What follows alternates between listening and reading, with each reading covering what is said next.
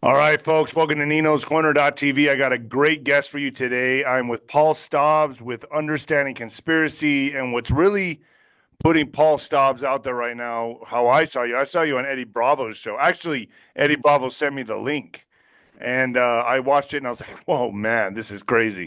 Could it be that we're living in the little season right now? And that's the big question. Most people I talk to, Paul, Hmm. are saying that we're living in Revelations right now, which kind of Yeah. seems like it to me because everything's being revealed and exposed. But before we get into that, Paul, thank you so much for joining me, man. No, no problem. It's good to be here. Yeah. I talked with Eddie, what, maybe 2 months ago now, a month ago, something like that.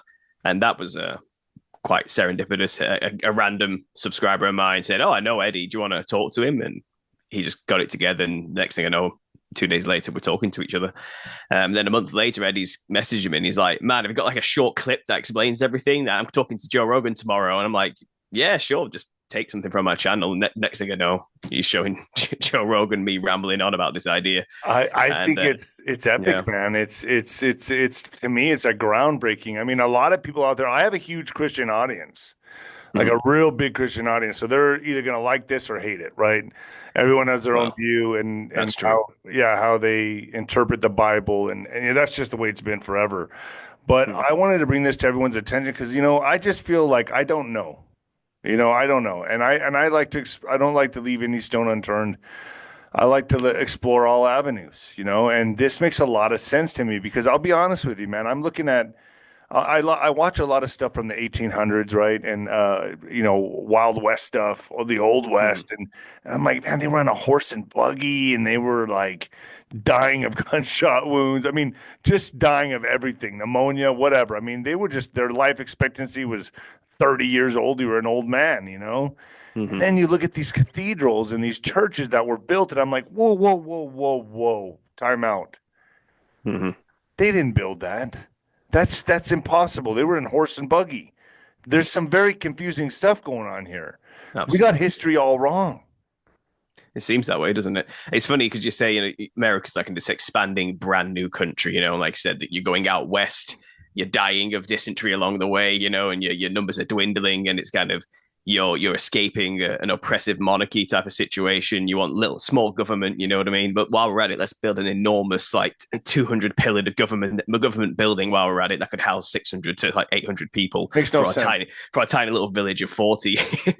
It's You know, it makes no sense. You're it right. doesn't. Yeah, And there's a church in Santa Fe, and I forgot the name of the church, but it's the Winding Staircase. Do you know what I'm talking about? The Winding Staircase, 33 steps. I think I've seen that. A Yeah. mysterious guy came in. The nuns were praying for a staircase or something. He made it Hmm. without any rails. I mean, it's just unbelievable. It's just a staircase winding up like this out of wood, and it looks like Hmm. just one solid piece of wood. Nobody till this day knows how this man built this. And it's an Inspired is the word. You look at some of these things and the way they've just intricately carved into the stones all around them. And you look at this and you think, well, yeah, these people had time and skill, which they shouldn't have had according to the official narrative. And they made some truly beautiful things. That the only word is inspired. Like something was running through these people that just made them care about beauty in a way that even we don't do today. We build cubes, with no yeah. detail whatsoever. We're more practical, and we're utilitarian. It has to just be functional, not beautiful. And these people were making their drain pipes have dragon mouths at the end. These people were going into hyper details in places that are just not necessary monetarily or in any way, shape, or form. You would just leave it by today's standards. And we're Even when supposedly the most advanced part of humanity today. But I think these people during these times, yeah, they had a different view than us, and we'll get into today possibly what that's all about because it's yeah, it goes deep when you really start looking into these Yeah, I things. mean, when I look at the pyramids, or when I was in Chichen Itza, even on the Mayan the Mayan pyramids, I was like, there's no way to understand how they built these things. We couldn't do it today. Mm-hmm. Even when you're in the park in Chichen Itza and you clap your hands, it echoes throughout the whole park. Mm-hmm. Shoots off through all the pyramids. And although that was to me, that's lost knowledge in itself. But this, to me, what you're going to talk about today really grabbed my attention when I watched it on Eddie Bravo because I was like, man, this makes a lot of sense. And I was kind of uneasy hearing it because I was like, man, could it be? Could it really be? So I'm going to let you have the floor and just start where you want to Sure. go with this. Um, and just take it for where you think this is the proper place to start. Sure. So, just as like a caveat to anyone listening, a Christian audience especially, look, we're not saying we have all the answers here. What I'm about to say is 100% ironed out truth fully. But what we're finding is through our research over the past couple of years, to about 5 years, is more things are compounding on top of each other, which are backing up this idea in a real, tangible way. And yes, it's going to go against pretty much everything you've learned in church and what predominantly is taught to mainly mainline evangelical Christians in America of what we call the futurist doctrine. This is not going to gel with that at all. And before you call me a heretic, start throwing whatever anathema verbiage at me that I'm no longer welcome in the church or whatever you want to say. Primarily, the forefront of this research and the evidence we have is not buildings or anything Tartaria related, although that is fascinating and certainly attaches to all this. It's the words of Jesus Christ himself. And I profess with my heart and my soul, Jesus Christ is King of Kings, Lord of Lords, full stop. This is not about changing the gospel. This is not about making people lose their salvation. This is about bringing people closer to God and understanding truth. And if you're a conspiracy theorist like me, especially a Christian conspiracy theorist, you know we've been lied to about everything from every possible angle, and that includes medical institutions, historical institutions, media institutions, academic institutions. Name an institution or something that has years of academia behind it and evidence. We know they've corrupted all of it. So you better believe that the church teachings in the main seminary schools have also been corrupted to some extent, especially if we're living in what I believe to be the little season of Satan mentioned in Revelation chapter 20, verse 7. Now, a lot of people don't know about this because you're not taught this in church. Most people, actually, when I start discussing this, don't even realize this is even a thing, but it's right there in your Bible. So this is biblically grounded research, and somebody has to live during this time.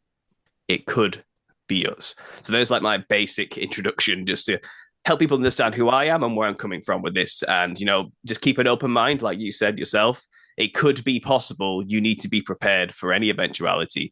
I know we all believe tribulation's coming upon us now and we're waiting for Christ to return, but there's mounting evidence, if just through observation alone and the words of Christ himself, that he may have already returned and established a 1,000-year reign on earth, which has been covered up. So your history books aren't going to tell you about this. But I believe the words of Christ over the history of man personally. So there's a caveat, and I'll give it back to you. Okay, so that makes, to me, this actually makes a lot of sense. And if we have this like amnesia, all of us have this historical amnesia. Nobody really knows what has happened in our past. I definitely don't believe in evolution. I'm going to say that right now. I can't buy it. It doesn't make any, it used to make a lot of sense to me, but where did I learn it? Well, in the indoctrination camps. I think NASA has been lying to everybody. I don't believe the moon landing. That right there, I'm sorry. You lie once to me, I don't believe anything you're going to say. Absolutely. And I know the Vatican is hiding, troves of documentation, troves of biblical scripts. Mm-hmm. Sorry. I mean, I'm sure what we're reading in the Bible is truth, but it's only this much of it to me. There's a lot more that needs to be uncovered, and there's a lot more they're hiding, which makes sense to me that we really could be living in the little season. Yeah, you've said it. You've hit the nail on the head already there. And I feel like, in a way, talking to you today, I'm probably preaching to the choir, to somebody who's open to the idea that we've been lied to, and we can only work backwards from what Christ told us was the truth. If you believe he is the truth, the way, and the life, then we have to take his word at face value, So maybe we should just start with the scripture. Usually I end with the scripture, but let's just start with the scripture and we'll work backwards from the things we were told by Christ himself. There's a wonderful book. I did promote it on and read it on Eddie's channel. I didn't write this, but I have read it on my channel. He's a member of our little community online. He's a British guy like me. He wants to remain anonymous, so he goes by the name Jesus Kept His Word. And you can get this on Amazon for like $5, $3. It's really cheap. And it's only 50 pages, but it's basically an introduction to concept book that just lays out everything flat out. So I'd recommend anybody who wants to go do some reading after this, get this book to get yourself really understanding the basics to this premise. And this is making waves. This guy sold like 3,000 copies since I did it a few months ago. And they could just get it on Amazon? Yeah, really cheap. Just type in the return of Jesus and where we are now on the biblical timeline.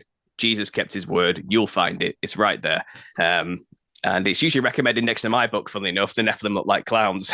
So you'll see them next to each other. You see this image behind me. You'll see this probably being advertised right next to it. So there you go. There's something people can get sink their teeth into after this. But let's just get into the words of Jesus Christ. And I do have my own little Word document, something I've been using for quite a while now, that just compiles the scripture first. Are you going to share the screen?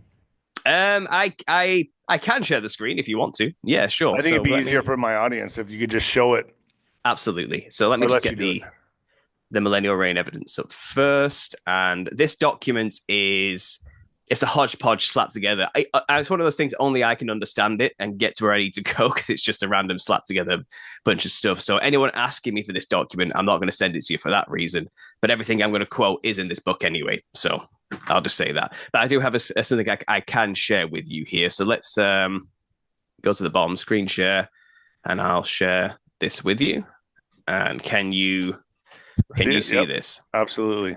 Perfect. Yes, this is just a quick document I've thrown together, just slapping together the main verses that just make it very clear the time we're actually living in, and what the people living in the time of Jesus and just after his ascension after Pentecost, what the apostles believed was coming right around the corner in their lifetime. Okay, so Matthew 16:28. Verily I say unto you, there will be some standing here which shall not taste of death till they see the Son of Man coming in his kingdom. So this is Jesus Christ talking to his apostles, making it very clear. Some of you will still be alive by the time I come back. And he's talking to them. He's saying, some of you, there will be some of them that stand here which shall not taste of death till they have seen the kingdom of God come with power. So yes, that's pretty blatant.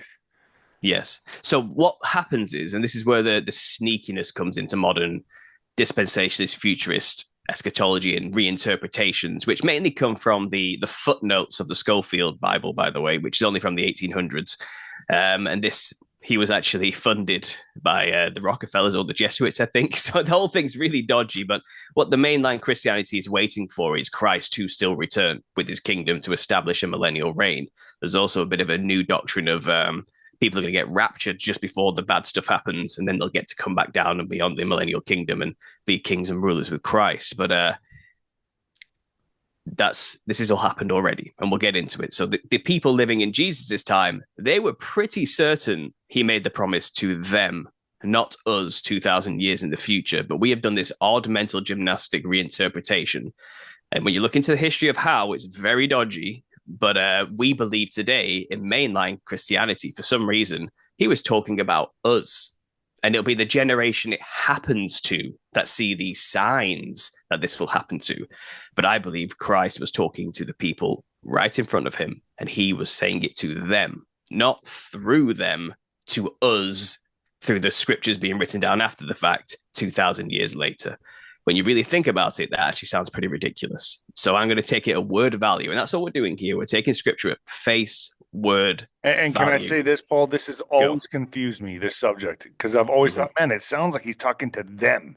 He's not talking to people 2,000 years later, because this is this is the one part of the Bible where I'm like, what do you mean? Why didn't you say generations to come? Then you said it to them. You said it point blank to them. You're Jesus Christ. I'm taking you at your word. Well, those people would have been very disappointed with their savior if we go off what we believe today, predominantly. Right. It's like almost as though he lied to them. And I'm not going to make my Lord and Savior a liar. I think he kept his word. I think he was telling these people the truth. And I think these people got the rewards, and they were resurrected not long after their death. And they ruled as saints and kings and priests with Christ for 1,000 years on earth, right after tribulation, which we'll get into in the timeline and everything soon. But let's just get this scripture. So it kind of repeats itself in the Synoptic Gospel. So we have Mark 9:1. It's some standing here which shall not taste death till they see the kingdom of God come with power. Matthew 10:23. When they persecute you in this city, flee to another. For verily I say unto you, ye shall not have gone over the cities of Israel till the Son of Man be come. So he's saying, just keep fleeing persecution. When they start killing you, basically, just move to the next city. Eventually, you won't get through many before I come back. So that's pretty imminent language, It's to just keep moving. You won't have to be homeless for long. Okay, I'm coming back very soon, So Matthew 10:23. When they, so that's the same one. Romans 13:11 through 30. So this is Paul now, an apostle, making it clear in his letter in Romans. knowing the time that it is now high time to wake up out of sleep, for now is our salvation nearer than when we believed. So you'll find this a common theme. They were all saying it. Guys, get your stuff together. He's about to come back any minute now.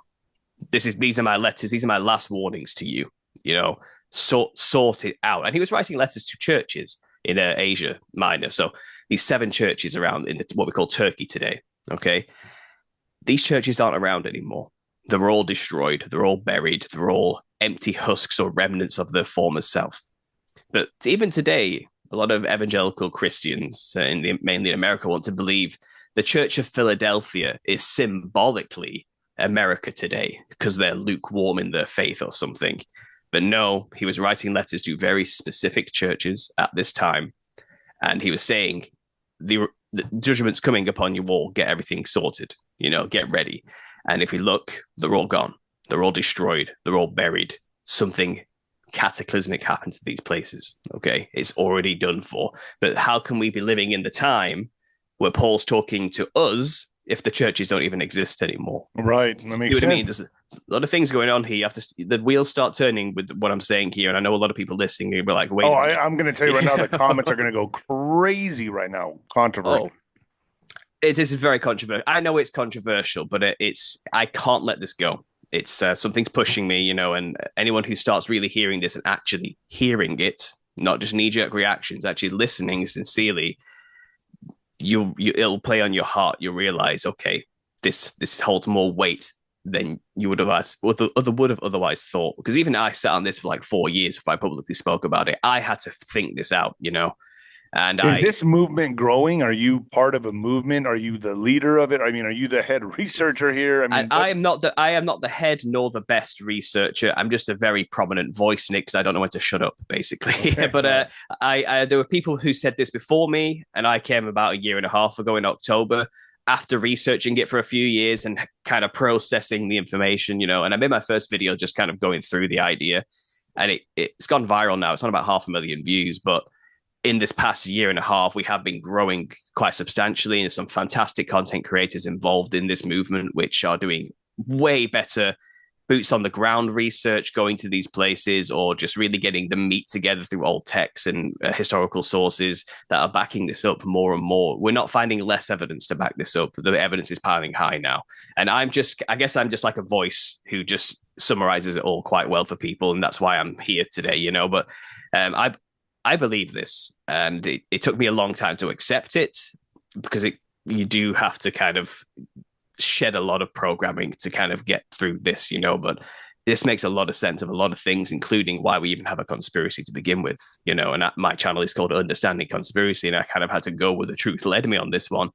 And yeah, this seems to be kind of like the end of the rabbit hole, to be honest. So how are these how many of these verses are there where he's referring to them that he is coming back, in their lifetime? I mean, over 200, over 200. You can only fit so many into one presentation. But this book laid out a good 100 of them just in this book alone. It gets ridiculous. And it's one of those things. It's like, how did we miss this? You know what I mean? Yeah. How did it's like it was there all along. And again, I've compounded. Well, unless the church hid it from us. It seems like the little season concept isn't being taught in seminaries or churches, which then go on to be the pastors and preachers that fill these churches. It's not even a footnote. They don't even mention it because we're under the pretext. Well, there's no evidence in history Christ was here. So they say, So Christ must be coming back soon. And we've just been waiting 2,000 years. So we don't need to worry about the little season of Satan, because that's something that's going to happen 1,000 years from now after the millennial reign. So no one's thinking about it. It's not on their radar. And that's exactly what the devil would do in a little season. He would make everyone think they were behind in time, deception. Yeah, exactly. So some more quotes here. Verily I say unto you, this generation shall not pass, these things be fulfilled. And this is the verse a lot of detractors want to always point to and say, ha, you're wrong. Generation doesn't mean the generation of its time. It just means the generation that's going to see these things at some point in the future. But So it's like broad. It's like a broad, like just yeah. I get what you're but saying. in context to all these other verses that I'm talking about, he's clearly talking to the generation of his time. You can only do some personal mental gymnastics to make it out that he's talking about a future generation, but he is clearly not. Like he is talking to people right in front of him. And when he says this generation shall not pass, I'm pretty sure the people listening would have been like, yeah, he's probably talking about us, right? Why would he be talking about it 2,000 years from now when everyone's got iPads and is chilling watching Netflix? Why would he be talking about that generation of people? You know, And with it just AI doesn't coming, work. I mean, it just seems to me Yeah. like with everything that's happening right now, I mean, the odds are against us. You know what I mean? It's just and Well, it feels like a little season where Satan's got a bit of control, you know, certainly. So this is a good one anyway. So Matthew 26:64, Jesus is talking to Caiaphas, okay, and he's like one of the head Pharisees of the church of the time. And he's confronting him, you know, about who do you say you are? You know, you're calling yourself God and this type of thing. And Jesus says to him, you will see Jesus coming in the clouds of heaven. You'll see me coming in the clouds of heaven, you know. And Caiaphas like wrenched his clothes in anger at this statement. It's like, you're claiming to be the I am, God himself. You know, this is blasphemy, that type of thing. But he told Caiaphas, you're going to live to see me come back. Now, Caiaphas was already old by this point. So if he was going to see it, you know, it's pretty cut and dry. This was not long after his initial death and resurrection. And then after Pentecost, the 40 days and 40 nights, he ascended into heaven with a promise, I'm coming back very soon. Go and make disciples of the nations. I've given you my Holy Spirit. I've poured it out upon all of you. You don't have the gifts of the Spirit. Go out and do greater things than I. Go and heal the sick, raise the dead. Go. Go and make disciples of all the nations and spread the gospel to all four corners of the earth. Go. And I'll come back as soon as the gospel has been preached to everybody. And everyone's saying, well, that's not happened today. I mean, the Bible hasn't reached at least 20% of the earth's population, but we're not talking about today where everything's been hidden and receded and Christendom's under attack. We're talking about their time when Paul was walking around establishing it. And Paul mentions, I think it's in Corinthians, is it 123? I think it is. And he's saying, to the gospel which has been preached to all nations, to which I, Paul, am a minister. So even he was saying, it's been done and we're out of time. Okay, so the Bible says that the gospel was preached to all nations. It's very clear. It's biblically already complete. The work is done. So which is why I believe he was talking to that generation of his time. I mean, And to then, me, it's black and white. I mean, it's saying it yeah. right here. I mean, Well, let's listen to the words of Jesus in his final revelation, so the book of Revelation. And this is coming to John the Revelator in prison at Patmos, supposedly, you know, and Jesus comes to him and says, write this down. Basically, I've got a final message for my church. I'm coming back. And he even opens up the entire passage with things which must shortly come to pass. Okay, that's pretty black and white. And then Revelations 1:3, the time is at hand. Revelation 1:7, behold, he cometh with clouds, and every eye shall see him, and they also which pierced him. So even the guys who poked him under the ribs with a spear on the cross are going to see him return with his glory and his kingdom in the clouds. It's happening now in that generation, in those people's lifetimes. It's very clear. These are the words of Jesus Christ himself, the final prophecy to be fulfilled immediately after this. And he even says, seal not the sayings of the prophecy of this book, John. The time is at hand. Get the message out. Okay, and this is very different. like hurry. Yeah, and this is very different to Daniel's message. So, because Daniel was told, seal up the message of this scroll because it's meant for a future generation. Okay, and then 400 years later is when Christ returns, and then this prophecy is revealed, you know.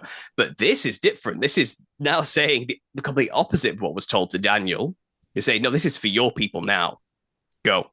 But let me ask you this, Paul, and I know a Yeah. lot of my audience is going to be asking this as well. Where is the scripture of the 1,000 years of reign?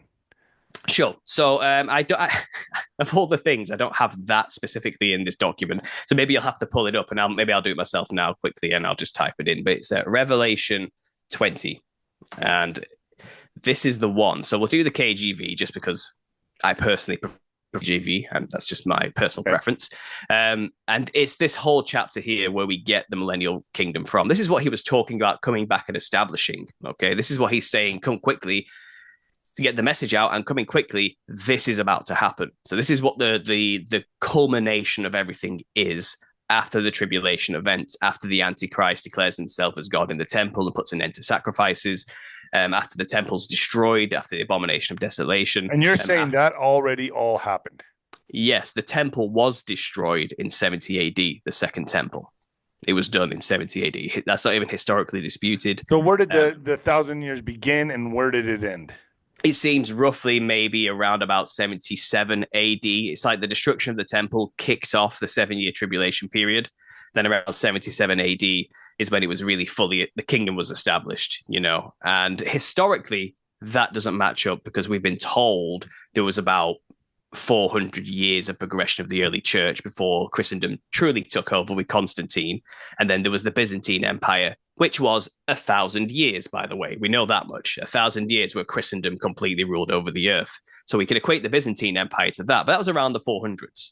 So our mainstream historical narrative doesn't match up with what I'm saying here, but I'm saying that's a lie. They have lied about our chronology and events, and they've added time and they've added events which may not even be real to stretch out that early period of the first millennium.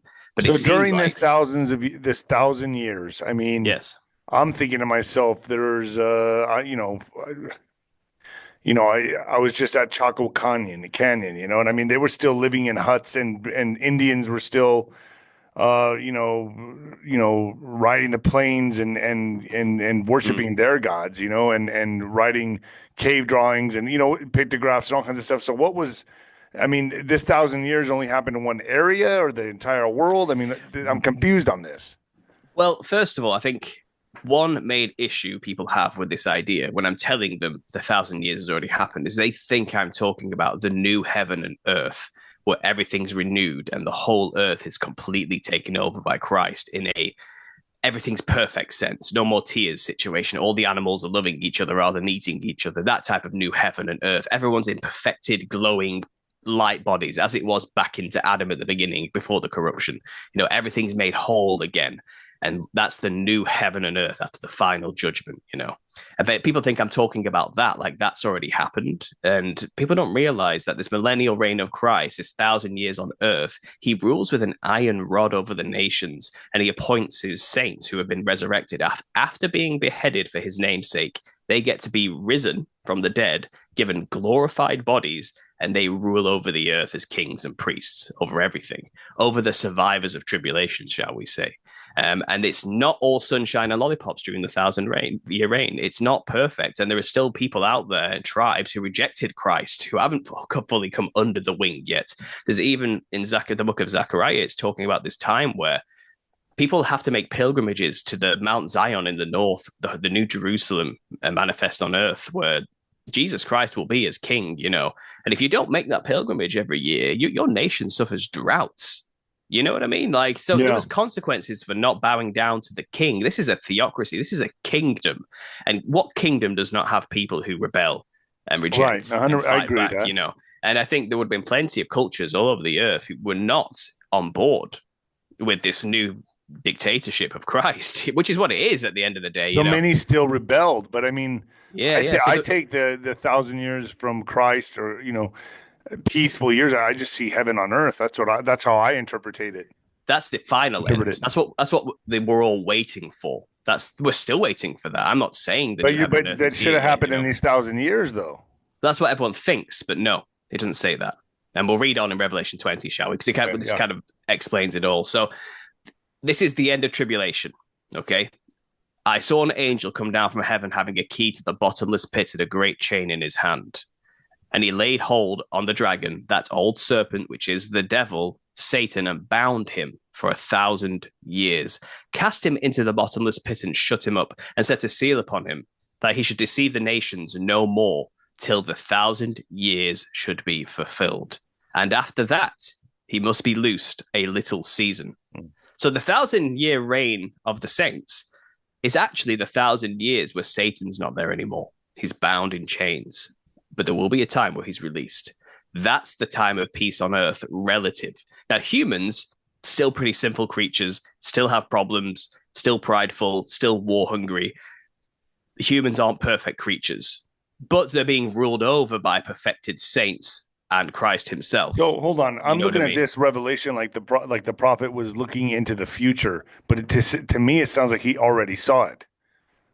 Well, John would have seen some things while Christ was showing it to him, I think. You know what I mean? Right. Visions came upon him and he was kind of saying what he's seeing, all this is going to come upon us in the future. You know what I mean? So he explains all of the destruction event of tribulation and then what comes after. And this is what he saw coming after tribulation. So the devil's bound in chains for what it tells you an exact time frame, 1,000 years, and then he's released. A lot of people don't realize that. They don't really think about this. They don't understand what that means. And it's just not on their radar because we're all still in like Revelation 16, 13 right now in our minds. We haven't even got to this point in the book as far as we're concerned. So a lot of people aren't concerned with it. What I'm saying is somebody has to live during this time where the devil's released. It could be us. Okay. And that's the premise of this whole thing. So anyway, I saw thrones and they sat upon them. The judgment was given unto them. And I saw the souls of them that were beheaded for the witness of Jesus and for the word of God, which had not worshipped the beast, neither his image, neither received his mark on their foreheads or in their hands, and they lived and reigned with Christ for 1,000 years. So while the devil's locked up for 1,000 years, the saints, the resurrected martyrs for Christ, are reigning as kings with Christ for that 1,000-year period where the devil's no longer around messing with humanity. So the Antichrist already came and the mark of the beast already came. Yes. Wow. This is what we're saying. This is what we're saying. And this is obviously very contentious. This is a lot of people are going to be screaming at their screens right now saying, well, what evidence do you have of all that? We'll get into it. Okay. Well, especially my audience. Let's finish this passage. Okay. So it says here, the rest of the dead live not again till the 1,000 years were finished. And then usually this is actually in parentheses in other translations. This is the first resurrection. I think a lot of people get confused at this passage of what the first resurrection is. I'm pretty sure the first resurrection are those who died for Christ and get to be kings. And then the second resurrection happens after the millennial reign. And we don't know when, either at the start of a little season or the end of a little season. Most people lean towards the end of a little season for judgment only. I've theorized we could be living in this time today, perhaps the rest of the dead resurrected to live in a little season. Maybe that's what's going on, but that's just a theory. That's an idea. That's not the gospel truth. I don't know.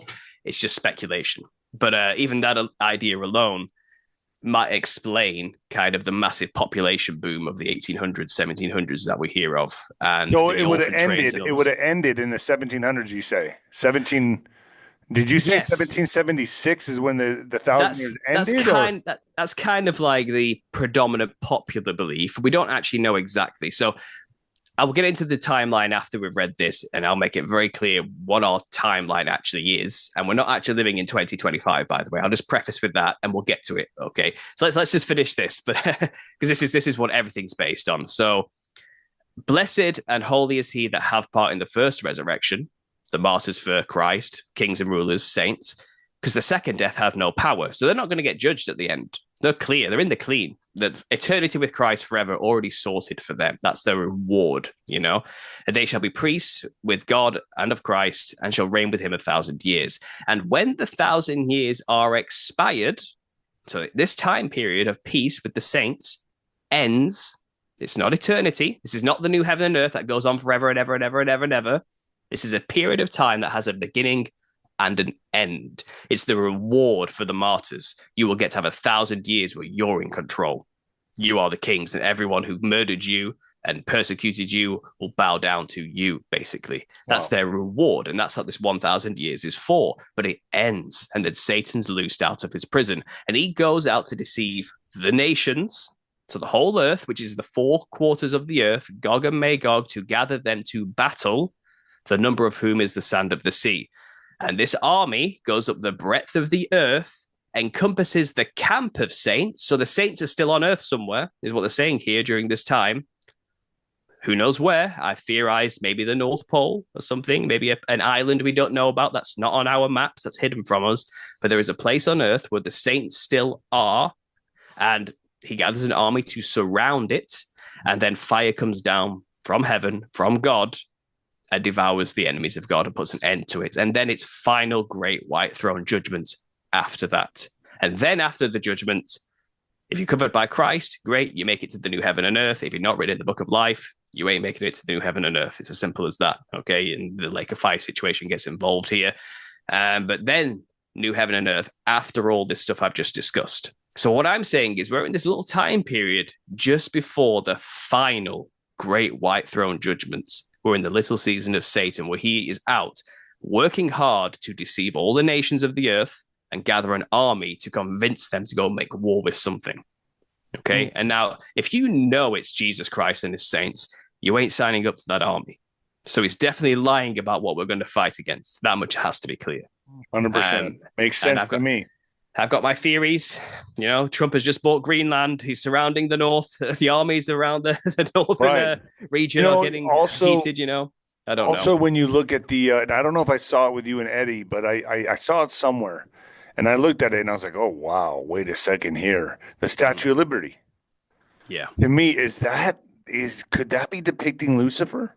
Well, let's talk about timelines and how actually, yes, extremely could be possible, possibly. I mean, Lucifer, bearing light as an ankle shackle. I mean, yes. Wait a minute here. I'll get the photo up while I'm here, shall I?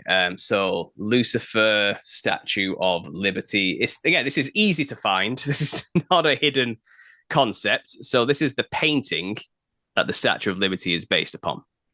And you can pretty much see it's identical. They've even got the same middle parting. You know what I mean? The face, the nose, everything.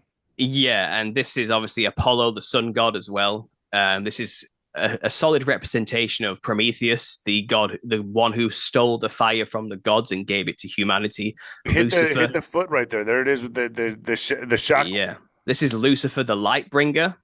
That's what Lucifer means. The light bearer, the torch holder. The one who freed mankind from an evil and oppressive God in the Garden of Eden, who wanted to keep mankind down by giving them the knowledge of the good and evil. And is that the book, the knowledge that he's holding there? Possibly, yeah. But this is Lucifer with his chain broken, and who was bound by a chain by an angel at the beginning of his imprisonment. Holy shit. And now the chain is broken, and here he is. Absolutely. So in terms of timelines, I said 77 AD. Okay. Now, there's a brilliant researcher called Gunnar Heinsohn, and you can go to my channel. I'll stop screen sharing now, by the way, just so we can kind of carry on with this. But he's a fantastic researcher. Okay, he sadly passed away a year ago, but he's not a Christian, so he's not trying to look for this stuff. Okay, but he basically researched archaeology and the science behind archaeology and stratigraphy, which is layers, sedimentary layers, and you dig down and you find stuff. And the further down you dig, the further back in history you're going. You know what I mean? And he went through all the Roman sites throughout Europe, about 30,000 dig sites, and not one of them had anything under Rome. None of them. There's nothing below Rome.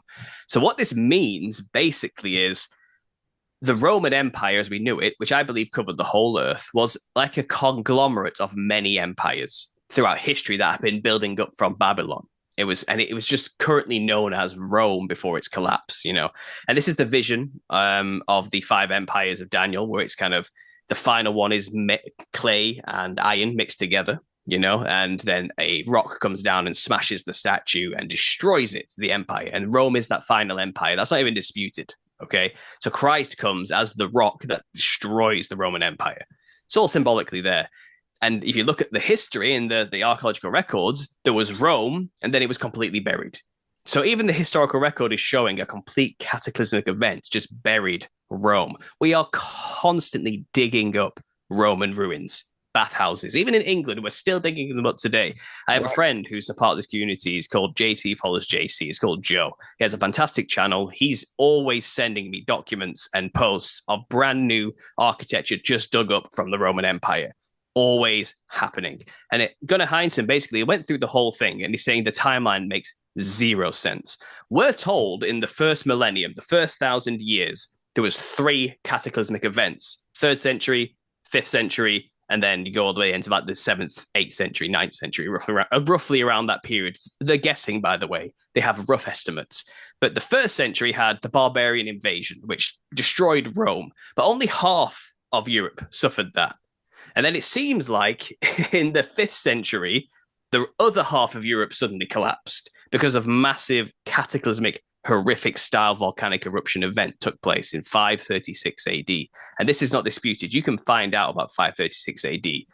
The worst year on human record, it's known as to historians. Wow. And then this is literally 536 AD. You read the documents of the accounts of people who lived during this time. The sun did not shine for 18 months. Okay. Wow. Okay. It was out. Okay. Because a huge, enormous black smoke just covered the sky. No stars. Which would have caused death in the millions. Oh, absolutely. It did. And a mini ice age to boot. No crops. Failure of everything.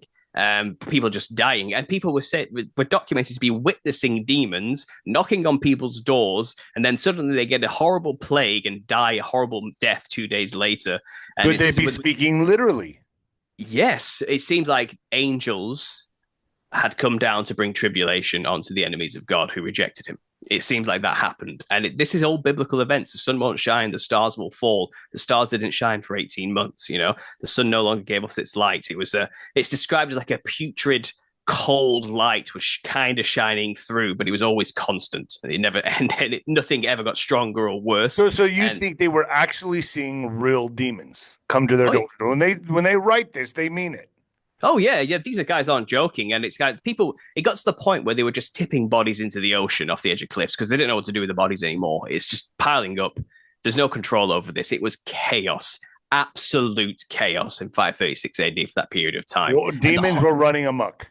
Basically, it's nuts. Just read the accounts of this time and from Roman legionnaires. And I think we're there again. I think demons have been unleashed among us. I think, There's a lot of people getting pictures with the whole alien card that's coming that they're getting ready to play on us. All this stuff is I think they're coming through portals.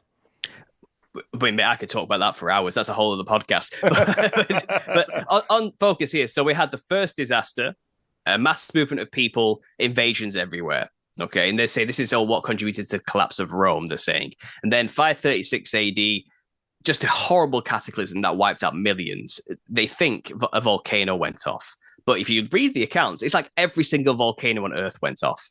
It's the only way, And the running theory is that you might know a thing or two about Tartaria. Buried buildings that are like half underground for some reason, but the foundations are still level. So it's odd. Like what buried these buildings? People digging out old ruins. But is it volcanic?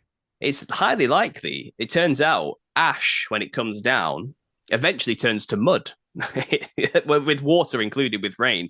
And it's likely this ash cloud descended and buried a lot of stuff at the end of it. And that's why we have buried buildings. It wasn't a mud flood, as it's known.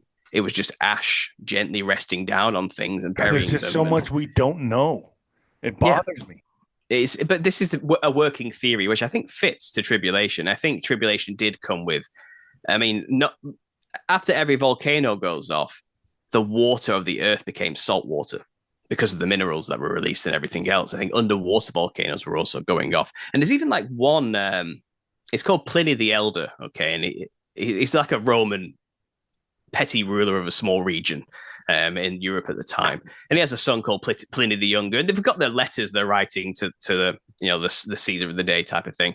And he's saying, I went to go test the waters and they were salty all of a sudden. He's trying to figure out how he can solve this problem of the water suddenly being salty after all of this. So the earth changed drastically is what I'm saying in this time period. And then in the 9th century, we're told something similar happened again, like a volcanic, horrible plague-like event.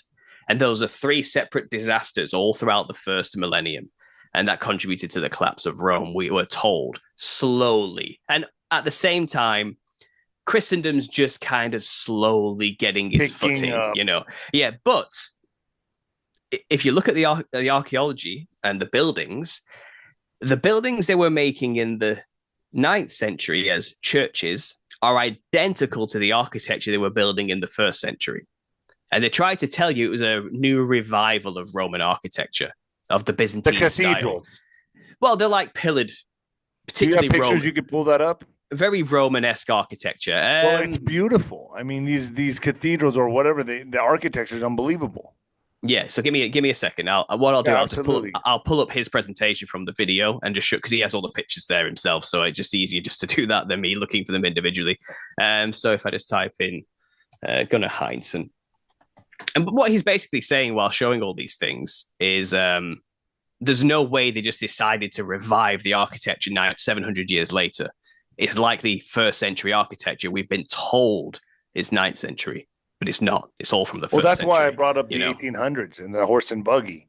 I mean, Yeah. how could that type of intellect or the people in that part of history build these enormous looking like castles and Mm-hmm. cathedrals that just have unbelievable architecture when they're just still on a horse and buggy and building wood saloons? Exactly.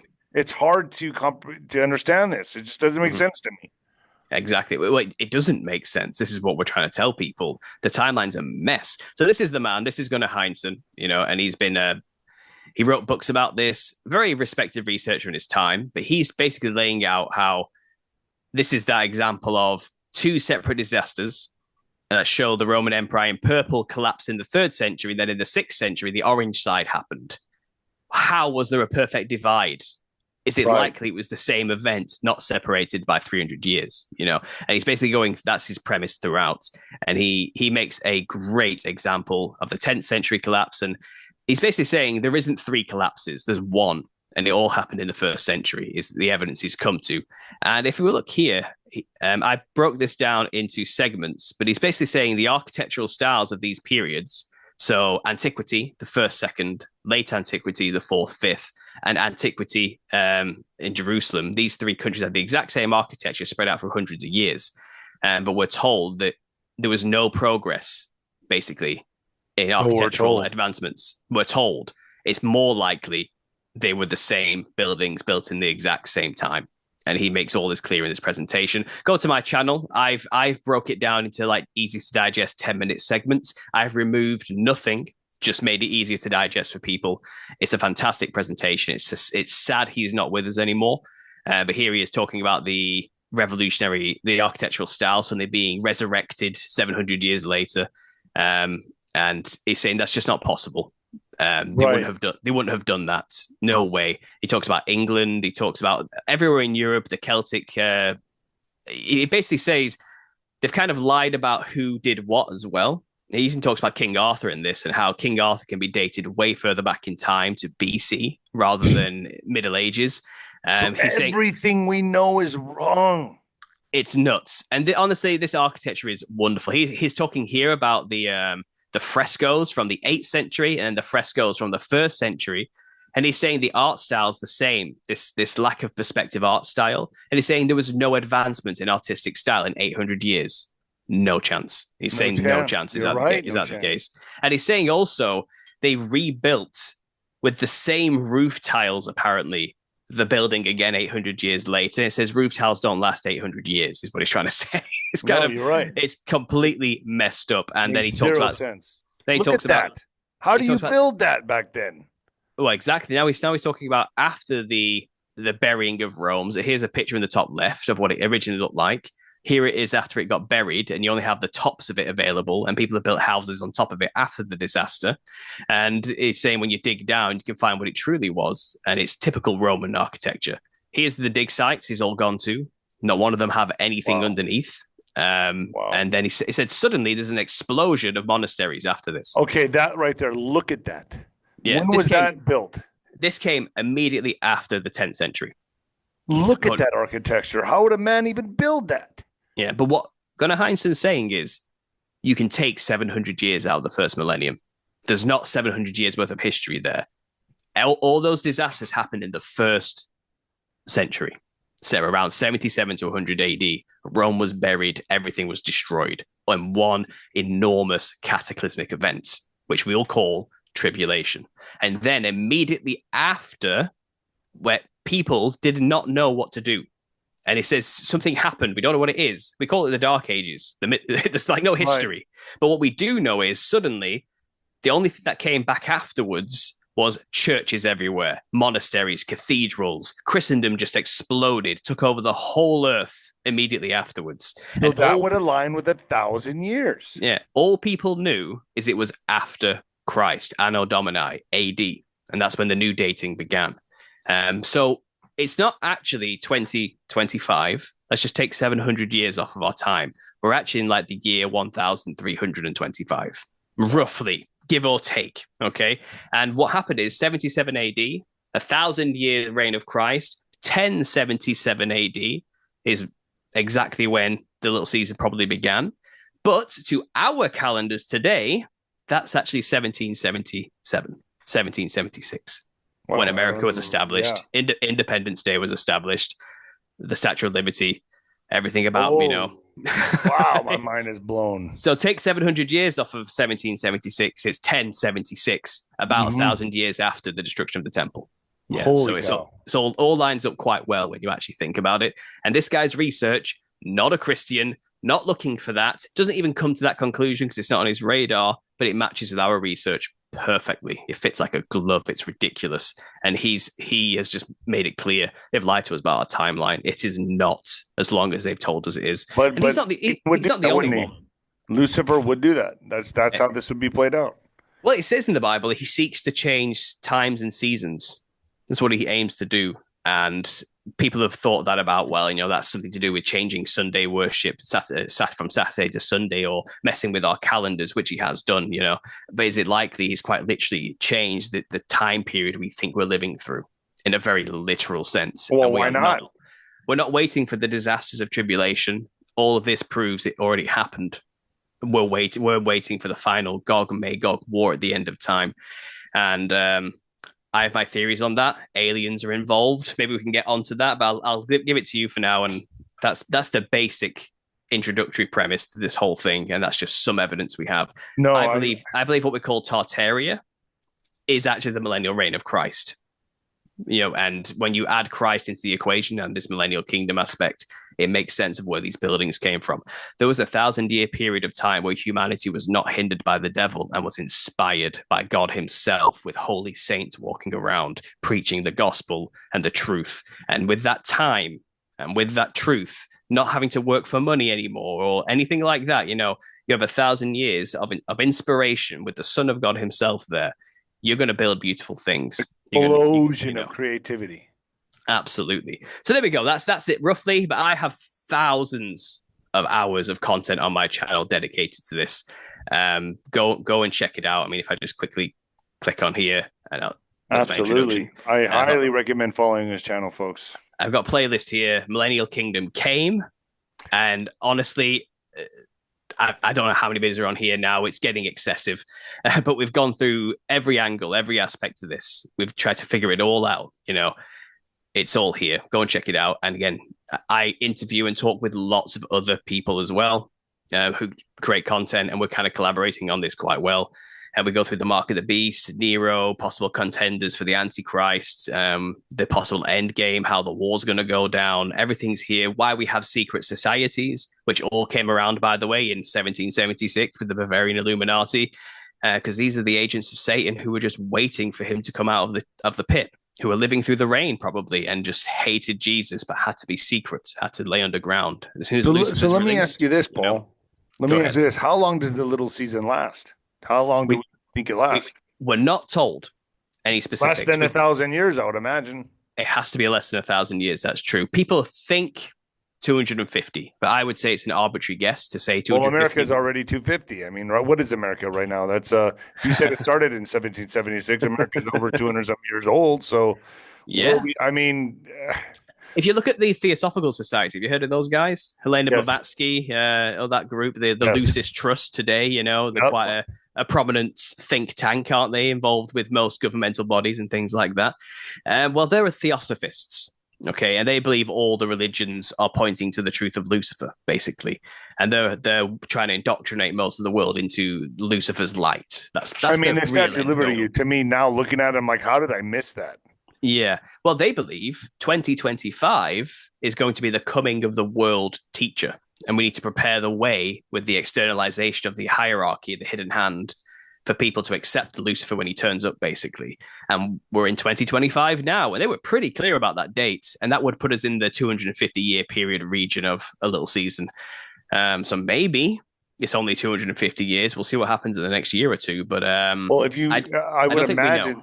I wonder, and it is just a theory, but you know, we've had ancient aliens on television for the last decade talking about, we were seeded by aliens, and Hmm. they're getting ready to spin that narrative. They're getting ready to Oh play the yeah. alien card. I think what we're watching now is a controlled disclosure. They're letting people come out and talk about it that they think, all right, that's a safe person, but they're not really giving it all to you. Hmm. You got the 1947 Roswell crash. I mean, this is picking up speed. Yeah. The whole alien card, I believe, is coming. And I think, well, once they've lied to us about everything else, why aren't they going to just lie to us and tell us that, yep, these are your brethren or they are your creators, Hmm. and this is who you should be worshiping, right? Do you want to hear my take with the little Sure. season Yeah. theory? Yeah. Okay, so the alien phenomena is a big conspiratorial subject that I've contended with for years as well. And I'm with you. Project Bluebeam, fake alien invasion. Oh, God. How can we control the masses? The threat of out of space. Ronald Reagan making his speech. Maybe we need an outside threat that could bring us all together. How petty our differences would seem in face of an alien threat.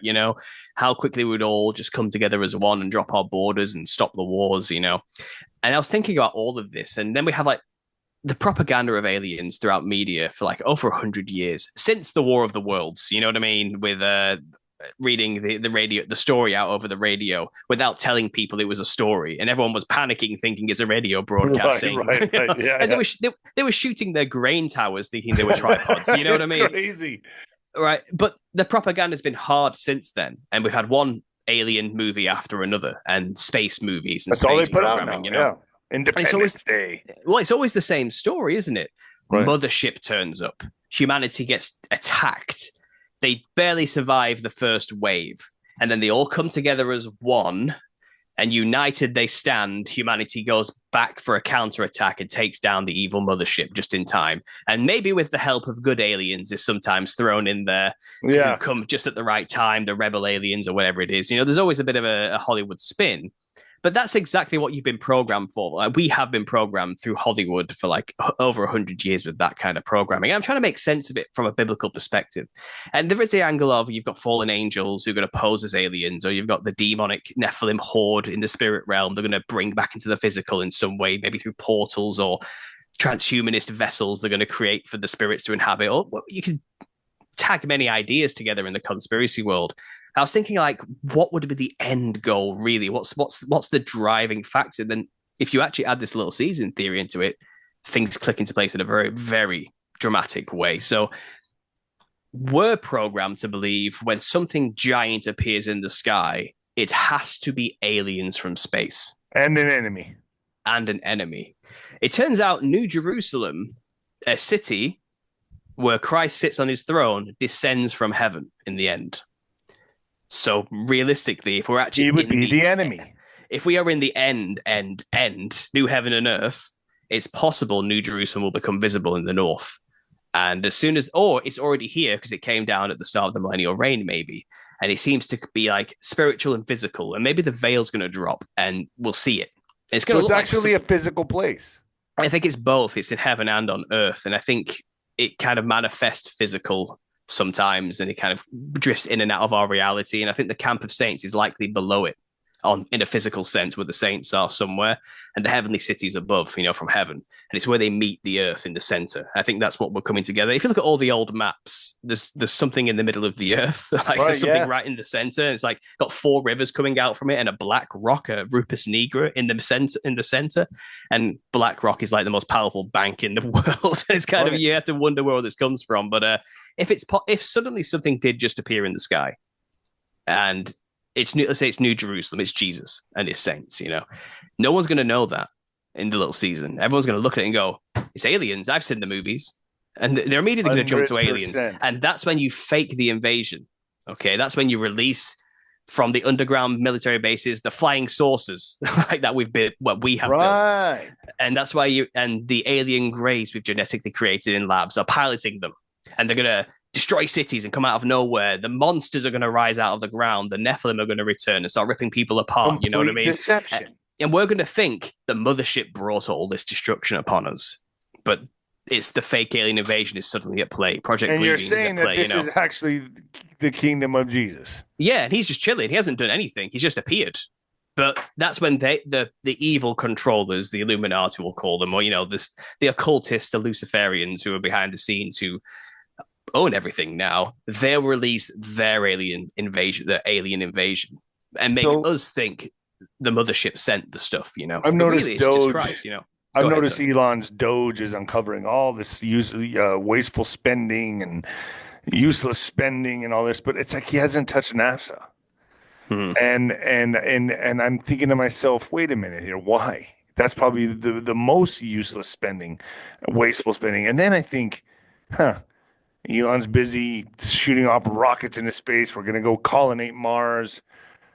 I just don't buy it. It I it don't props buy up the it. lie, doesn't it? It props up the concept that there's vast infinite space and aliens must exist. And then also that ties in with evolution theory Yeah. that we're all We think we're evolving from nothing. We nothing. came from slime.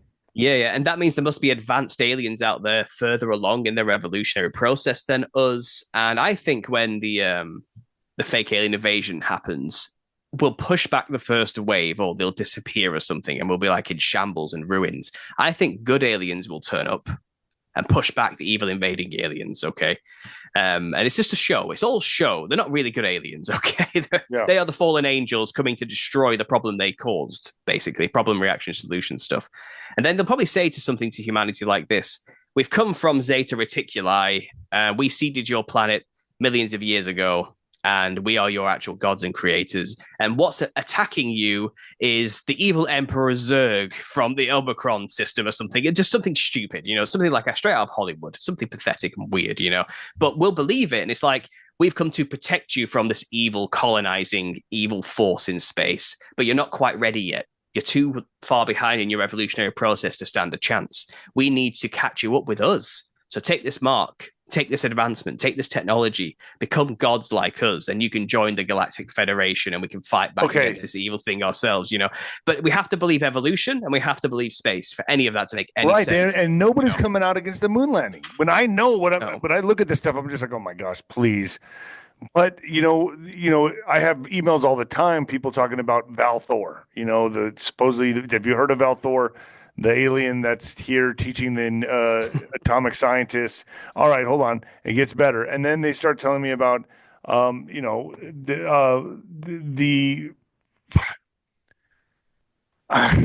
There's the channelers who are always communicating with the new as age well. stuff. Yeah, Yeah. the new age stuff that I'm getting, and it's always channelers, like you said. You're right. That's always the ones who come up and tell me, oh, they're here. The Galactic Federation. Trump is part of the Galactic Federation, and I can't validate any of that. I can't prove any of that. I've had some of these people on my show, and I just sit there. I listen to them, but I'm thinking in the back of my mind, how do you know this? Oh, they channeled it.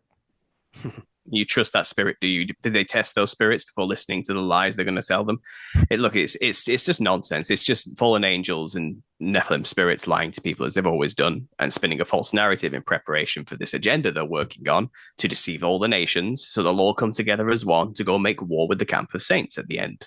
And when do you think this alien card gets played, in your opinion? Well, it's already happening. I think it's going to be sooner rather than later. Like I said, all these things are already happening. There's already a huge plethora of people ready to welcome aliens with open arms. I think that the world has been made so bored and apathetic that they just wish aliens would turn up and make things more interesting as well. I think most of the world is thoroughly indoctrinated to embrace this, and we Christians will stand alone saying, no, these are clearly fallen angels or demons. And they'll look at us as idiots, as like small-minded, closed-minded. Yeah. Archaic. And if you're a part of the little season crew who thinks we're in that timeline, we're going to be even more absurd because it's like, I'm not making war with that thing. That's Jesus up there. That's the beloved city. That's the camp of saints. That's Mount Zion. That's New Jerusalem come down from heaven. And they're going to look at you and go, what do you mean you're not going to join the Earth army to fight back against the evil invading aliens? What are you, some kind of traitor? We're going to be seen as traitors against humanity because we won't fight. And then we'll be probably killed, shot in the back of the head, lined up, hung, drawn, quartered, I don't know, something like that. But I mean, I'm not going to go make war with Jesus. And and I think many Christians will be fooled into doing that because they don't know where we are in the timeline. They're all geared up and prepared for a game of chess. Yeah. But this is water polo. And when it comes, not going to be prepared for the right game when it goes down. You know what I mean? It's kind of, we're not Christians aren't ready for this because they're thinking, well, I'm going to get raptured and tribulation's going to happen, and then I'm going to rule with Christ for 1,000 years, so I'm covered, And it's kind of, you're not ready. None of that's going to go down the way you think it's going to go down because we're not in that time. Millions will lose their faith when tribulation does not go down how they thought it was going to go down. And I think right now they're putting on a bit of a show for us. I think it's all Masonic theater. I think they're trying to make it look like we're living in tribulation. So there's always a new mark of the beast. Is it RFID chips? Is it nanotech? Is it transhumanism? Is it barcodes? Is it chip and pin? I also wonder. Is it Neuralink? Yeah, exactly. And it's all coming out.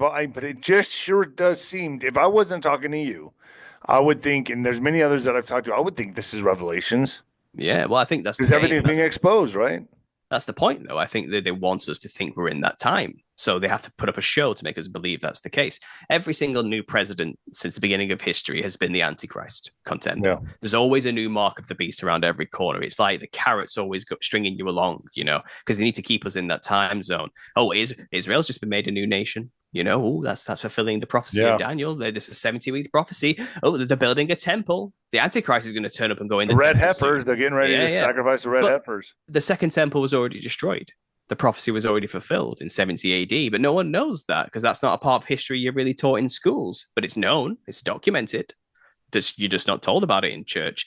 And I think they put on a very good show to make us believe we're still waiting for Christ to return. But I think the number's up very soon. I think they're running out of time. Israel technically has been around for like so long now that they're hinging on this idea that in their generation, when Israel's made a nation, within that generation, Christ will return. How long's the generation? It's been like, well, how old's the oldest people who first inhabited that land now? You don't see anybody in the 1800s walking around anymore.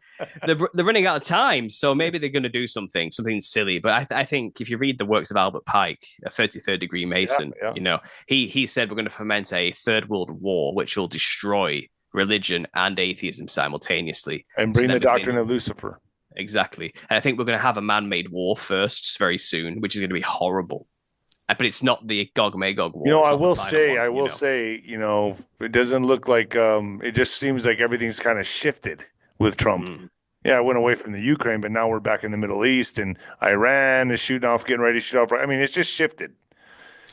Yeah. Well, we've always had contention in that region. And look, I'm a British person. Who am I to get involved in British politics? I've learned a long time ago. I'll keep my mouth shut about that. But you're talking about religion. Those are the two things you don't talk about: religion and politics. But in terms, what I say about Trump is, I love his paper straw policy. We need to get the plastic straws back. I agree with that one at the very least. So we'll say that about that. But anyway, I've given you a lot of things to kind of chew on, but that's the idea and its premise. But again, I didn't even touch on the architecture, really. There's evidence of all of this, the cathedrals, the saints themselves, and the hagiography. You want to talk about that briefly? Well, there is a field of study called hagiography, and I've only really just started to get into it.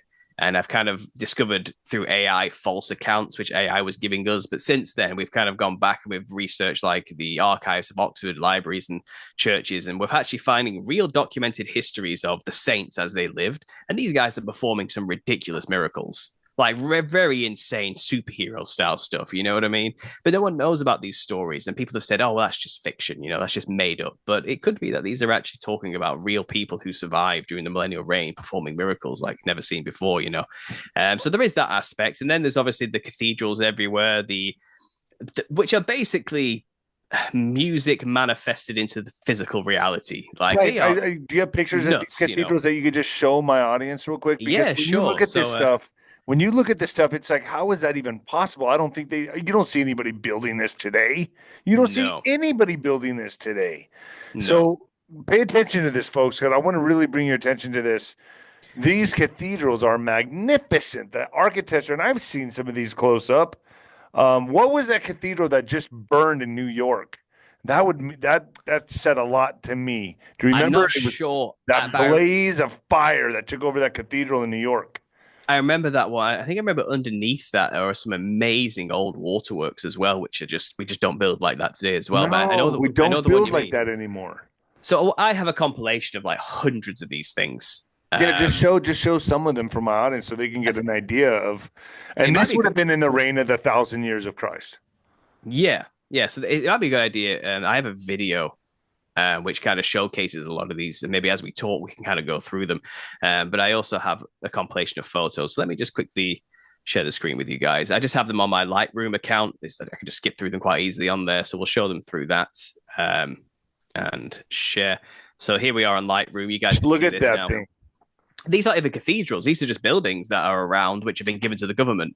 And I think these were left over from not only Rome when it collapsed. I think a lot of the old Roman architecture got given to the saints. I think they ruled in these buildings in after Rome collapsed, and they were given over that kingdom to rule over. But I think then Gothic architecture began to appear and be built next to Roman architecture, and that's what came with the millennial reign. But if we look through some of these photos, look at the lifestyle these people were living. Look at these places. We call it antiquitech. And it's the idea that these were pulling energy straight from the ether. These were energy harvesting machines. They weren't just simply nice places to live. They had purpose. Look at that. This is Lincoln Cathedral in the UK. I actually studied right next to this for 3 years when I was doing my art degree. And pictures do not do this thing justice. It looks like nothing else around it. Look how enormous that is, like compared to just a standard building next to it. And when you look at it, your eyes hurt because there's so much detail. You can't take all the information in. It's hard to look at because it's so intense. Like I can't, and then maybe you have to see a European. And that is stone. Yeah. That is stone. Like yes. It's not even poured concrete. Like how did they get that up there? Oh yeah, and that's not even it. This is actually had 2 extremely tall spires on each of those front prongs originally. It was taller than the pyramids originally. Then that collapsed apparently in I think like the 700 and killed a lot of people, and they just never rebuilt after that. But let's look at some of these things. This is Crystal Palace, and the story behind this is ridiculous. They took it down and rebuilt it somewhere else, and then it was destroyed in a fire. So they built it twice, and then it disappeared after a fire. A load of nonsense. The story does not add up. These are just leftovers after the reign ended.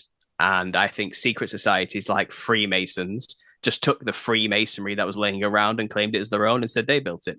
But really, these are just leftovers of a kingdom. Then they have from the whole 1,000 years of reign. Yeah, this is like the world fairs. So they had these expositions, didn't they, in random places all over the world, America and France included. And then afterwards, they just destroyed everything. And these were supposed to be temporary buildings. You look at some of these buildings, we don't even build permanent buildings in the quality they built these temporary buildings. They were never temporary. We're supposed to be more advanced now. They were already there. Yeah. These buildings were already there, is what we're saying. They came up with a convenient narrative to cover up their existence and then destroy them. And around that time period, 600s to 800s, the amount of fires that took over most of Europe and America, just destroying and wiping out entire regions, unprecedented. The amount of destruction World War I and the carpet bombings and World War II caused in mainland Europe as well, destroying most of this architecture, unprecedented. All the civil wars kicked off around the same period, the American Civil War. So they really wanted to get rid of this history. Yeah, then you had the French Civil War, which rewrote history as well with Napoleon. Then you had the Russian Revolution in World War I with communism. A lot of stuff was destroyed. We're living in the squalid remnants. You know, when we went into Iraq, we went straight into their museum and took everything out of there. Mm-hmm. Oh, yeah. Buried history, hidden history. This is quite interesting. This is in Naples. They added an M to the original thing. So M adds 1,000 years. Wow. To the original time that was on there. So the timeline is such a mess that we don't know if it's 700 years older or 1,000 years older, but they've played around heavily with everything, and they've defaced things and added things. And the coins from this time period say J476, and everyone said, "Oh, that's a 1, not a J or an I with a dot. That represents 1, so it's 17 something or other, or 14 something or other." But really, what it probably means is the year of our Lord Jesus, 476, when these coins were around. Look at that. And look at the people below. When you think of the scale of this thing, these people with horse and buggy and carts and did not build these things. No. They didn't. You cannot tell me that they did that. Look at the floor. It's rubble. It's mud. The floor's mud. Okay. no way would you build this and not pay attention to the roads surrounding it and make something nice. You know what I mean? It's 100%. And here's examples of melted buildings. Meltology is a huge field of study involved with this, and there's evidence all over the earth that a lot of things have melted with fervent heat already through tribulation. I Wow. mean, this is melted rock. These were something once upon a time, and it's just melted. There's loads of evidence for this. The rock has been burnt up to the point where it turned melted like wax, as it's described in Revelation. It's happened. A lot of it has already happened. So these are some quite Look modern at cathedrals. that. This is a quite famous one. This is the inside. Again, photographs do not do it justice. Like you have to see this with your own eyes. And I beg anybody to go and see. If you go more over to the Eastern Orthodox, their churches are insane. They're like 5D cubes that like manifested into a 3D reality. Like they are hypercubes, the designs, and they're psychedelic in nature, Look at that. Look at that. Oh yeah. So that's all what look at that. They're unlike anything else around them. They stand out like a sore thumb. You know what I mean? And we're kind of like glazed over it these days when you see these things every day. But when you actually look at it and you realize the surrounding architecture that was built in the modern age, it's kind of like we have gone backwards. We have not gone forwards. Like we are far behind these days. I mean, look at that. Those are pillars of stone. Yeah, absolutely. Of stone. And we're just right now, we're still doing hammer and wood and nails. And look at this. Yeah, what kind of technology did they use? I mean, just a lot of slaves, apparently, and perseverance. Are you telling me everyone through the Middle Ages was an enhanced stonemason with the ability and artistic design and understandings of geometry to create these things? These populations were supposed to be small at this point. And it's kind of, I'm not buying it. The narrative fails miserably when you actually pay attention. These things are incredible. This is in Liverpool. And again, look at this thing. It doesn't make sense. Look how enormous that is compared to this tiny little building down here. And they're built specifically to serve Christ. Well, that, and I think they were healing centers. I think they were charging centers for energy. I think they were multi-purposes. I think they were machines. A cathedral is a cathode. It's an energy holding device. Makes sense. I think our cities are built like circuit boards from the sky when you actually look at them. I think everything served a function. I think buildings during this time where Christ was around, they served as receivers and antennae and harnesses and storages for free energy. I think we wanted for nothing during the millennial reign. There were benefits for joining the kingdom, and I think most of the earth did, except for a few which are now in the desert dwelling regions who rebelled during his time, but they didn't get rain. They had consequences. So that's why they're all desert regions now. And I think we couldn't even begin to comprehend the lives these people were living during the millennial reign. But it's only still just a taste of the new heaven and earth. These are physical buildings. The new heaven and earth is heaven manifest on earth. It's the coming together of the spiritual and the physical in one kingdom. This is just the earthly aspect that mirrors what it's like in the heavenlies, And I think what's coming is far greater than what the millennial reign would have been. But the millennial reign itself is a testament to the glory of what God is capable of and what people can do without the devil around. Look at this thing. Look at this thing. Look at the beauty. I bet this was just like a train station. The finite details. Yeah, but I bet this was just nothing to the people who built it. It's like, this is going to be the post office. Do you know what I mean? Yeah. And they built this thing. Like it's because they thought they understood beauty and functionality are one and the same, and it matters. Beauty matters to create a place people care about. And look what we do today. Look what we do to our old buildings. We impose the new world order onto it. Yeah. It's cold, it's sharp, it's minimalist, it's basic, it's cheap. And we destroy the old, and they're mocking us with this modern art thing. You look at this monster. Yeah, we can build taller these days, but it's quality over quantity. Yeah. Is what I prefer, the stark difference between the architectural styles is ridiculous, and I think what we did here, completely made of copper, this thing, it's gone green. It's far better than this pyramid structure behind here made of concrete. I'll take the beauty over the functionality any day. And these things are just incredible. Look at this old Roman Empire ruins that are still around. People were living in them. This architecture is everywhere too. I think this is Rome, and then we have cathedrals built after Rome, Mm. which is the millennial reign. But we have both side by side. Then we have insane asylums. We're going to lock these people up that we think are deranged because they're super religious. Let's build a castle for them. Does that make any sense? None. No, it doesn't make any sense, does it? None. But they're all None. castles. They're all absolutely beautiful, stately building castles, and the Odd Fellows claim ownership of them, which is Freemasonry. We built Right. all the insane asylums. It's kind of like, no, you didn't. You just stole the architecture that was laying around and claimed you founded it.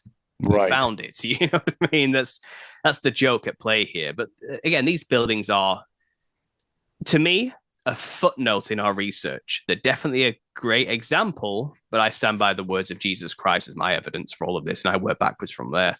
I don't trust the historical record given to me by man, and Get that. I know this. I know this spits in the face of academia and those supposed experts out there who will call me a lunatic, but I don't care. I don't care. Christ told the truth as far as I'm concerned, and I'm going to. You're taking it literally at face value, Yes. the way he said it. Yes. And then you're Exactly. showing these magnificent structures to prove your theory that this already happened.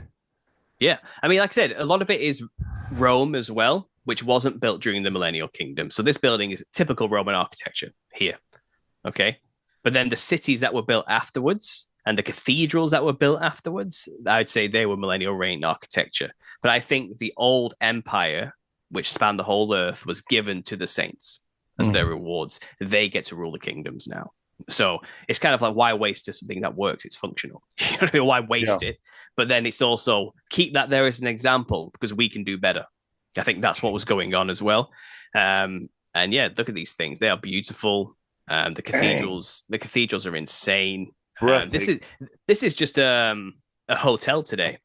They turn it into a hotel or something. I think there's so many of these buildings, they don't know what to do with them. So the government kind of took a lot of them and made them government buildings or council buildings or offices or something because they don't know what to do with them. And it's kind of like the finite ingenuity in the details. It's like we can't do that today. No. I mean, this is an example of one. And this burnt down. Here's evidence of it. It burnt down in the 40s. So they just got rid of the thing.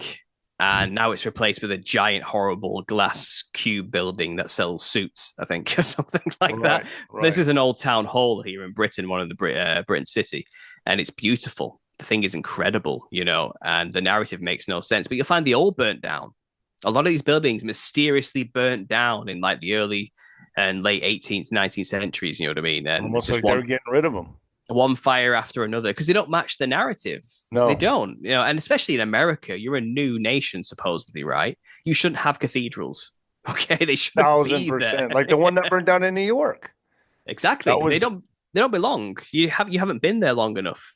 And it falls into our narrative. Oh, it took 700 years to build this cathedral. And it's kind of the story is none of it matches. It doesn't match. And all I'm asking for my audience is to just ask questions.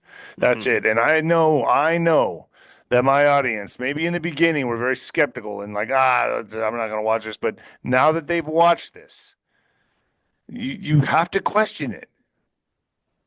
It's up for debate. I understand we haven't got all the answers. Not everything is ironed out and perfected and understood yet, but we have some answers for a lot of questions, and we're still trying to figure out others. I encourage anyone get involved, get in on it. Help us and understand. If you've been inspired by this, come join the community and get involved.